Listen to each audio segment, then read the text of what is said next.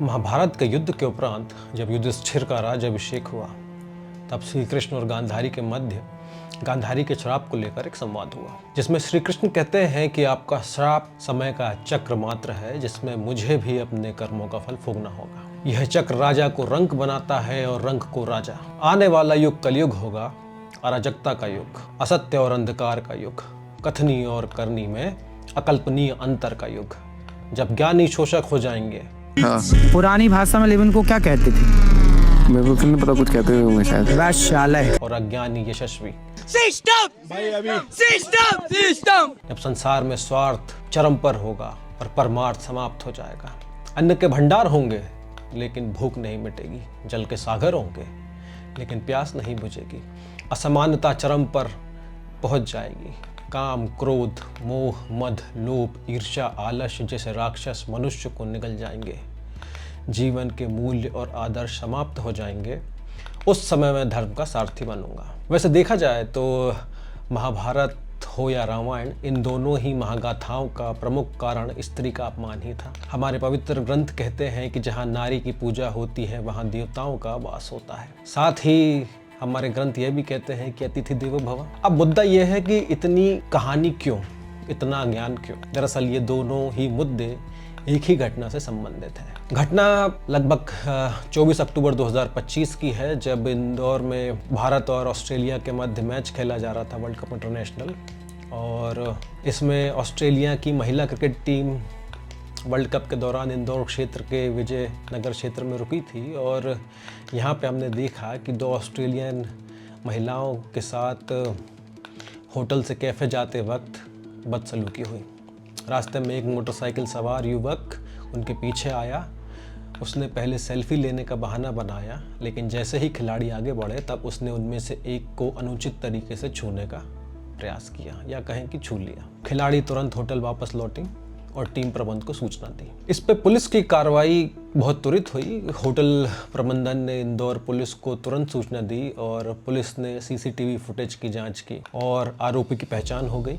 आरोपी का नाम जानने का कोई विशेष महत्व नहीं है, लेकिन उसकी गिरफ्तारी बहुत ही तीव्र गति से हुई। आरोपी के खिलाफ पहले भी बदमाशी और छेड़खानी जैसे अपराधों के कई केस दर्ज हैं। इसमें उसके ऊपर आईपीसी की कई धाराएं लगी, मसलन 354, 354D और 500। इन धाराओं में 2 से 5 वर्ष की सजा का प्रावधान है। मध्य प्रदेश क्रिकेट एसोसिएशन ने इस घटना से बहुत आहत हुआ बताया है और इस घटना से स्तब्ध है कहा है। खिलाड़ियों से माफ़ी मांगते हुए पूरी सुरक्षा का भरोसा दिलाया है। पुलिस के साथ मिलकर उन्होंने जांच की है और आगे भी इस प्रकार की घटनाएं ना घटें, इस संदर्भ में बात कही गई है। क्रिकेट ऑस्ट्रेलिया ने भी भारत सरकार और पुलिस की त्वरित कार्रवाई की सराहना की है, लेकिन अंतर्राष्ट्रीय प्रतिक्रिया कुछ अलग ही है। कई विदेशी चैनलों ने, राइटर्स हुए या दूसरे और हैं, इन्होंने इसको प्रमुखता से दिखाया और महिला सुरक्षा और खेल सुरक्षा प्रबंधन पे कड़े सवाल उठाए हैं। कुछ रिपोर्टों में कहा गया है कि घटना भारत की छवि पर एक धब्बा है, अतिथि देवो भव की छवि पर एक बहुत बड़ा धब्बा है। चूँकि ये महिलाएं खिलाड़ी थी, विदेशी भी थी और इन पर त्वरित कार्रवाई हुई, लेकिन ऐसे कितने ही मामले हैं जिन पर कोई संज्ञान लिया नहीं जाता। मेरी आंखों के सामने ही इंदौर में कुछ घटनाएं मैंने ऐसे देखी जिसमें मंचलों द्वारा महिलाओं को या लड़कियों को अभद्र इशारे किए गए, उनके नितंबों को छुआ गया और भी बहुत प्रकार की अश्लील हरकतें की गई। अनुचित तरीके से उन्हें आमंत्रित किया गया और इन सब के लिए भी सरकार कुछ नहीं कर पाई। अगर इसकी प्रतिक्रिया देखें तो एक नेता जी हैं, उन्होंने दूसरी भाषा में कहा है कि सवारी सामान की स्वयं जिम्मेदार है।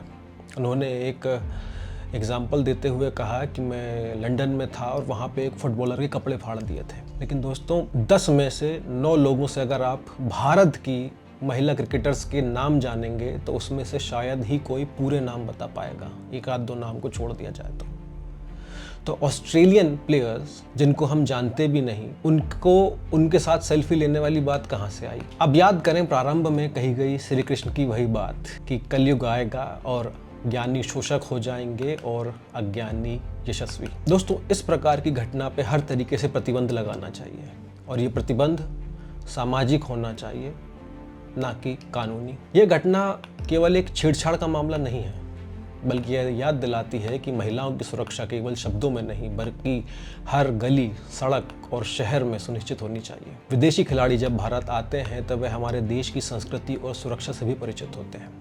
इसलिए आवश्यक है कि खेल आयोजनों में सुरक्षा केवल स्टेडियम तक सीमित ना हो बल्कि सार्वजनिक स्थल पर भी कड़ी निगरानी हो। और ये सिर्फ खिलाड़ियों के साथ ही नहीं, चूँकि इंदौर में ये घटना हुई तो बात आ गई सामने, लेकिन हमने ऐसी कई घटनाएं देखी हैं जिसमें विदेशी टूरिस्ट आए हैं, उनके साथ निर्ममता के साथ बलात्कार हुआ है। लेकिन बात जस की तस है। इंदौर की ये घटना हमें यह सिखाती है कि सुरक्षा कोई सुविधा नहीं है बल्कि एक जिम्मेदारी है।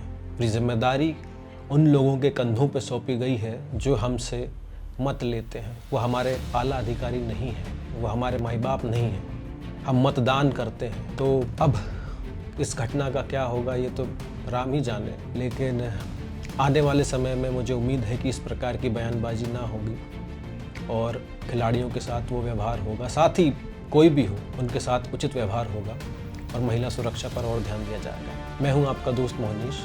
यदि आपको ये वीडियो पसंद आता है तो कृपया इस चैनल को लाइक करें, शेयर करें और सब्सक्राइब करें। धन्यवाद।